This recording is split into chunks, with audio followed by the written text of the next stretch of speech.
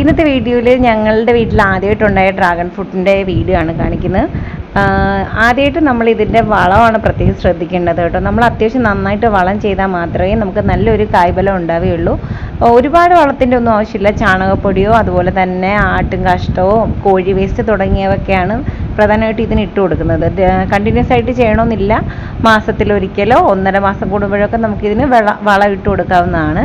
പിന്നീട് ഇത് ചെയ്യണമെന്ന് വെച്ചാൽ നല്ല വെയിലുള്ള സ്ഥലത്ത് വേണം നമ്മൾ ഇത് നടാനായിട്ട്, ഈ ഡ്രാഗൺ ഫ്രൂട്ട് ചെടി നടാനായിട്ട്. എങ്കിൽ മാത്രമേ ഇതിൻ്റെ പൂപ്പലുകളൊന്നും ഉണ്ടാവാതെ ഫംഗസ് ബാധയൊന്നും ഏൽക്കാതെ ഇരിക്കുകയുള്ളൂ.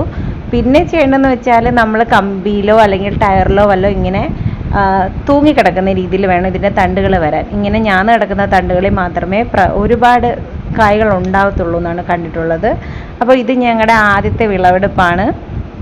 ഡ്രാഗൺ ഫ്രൂട്ട് ഇങ്ങനെയൊക്കെ കെയർ ചെയ്ത് അത്യാവശ്യം നന്നായിട്ട് നമുക്ക് നല്ല കായ്ഫലം ഉണ്ടാവുന്നതായിരിക്കും.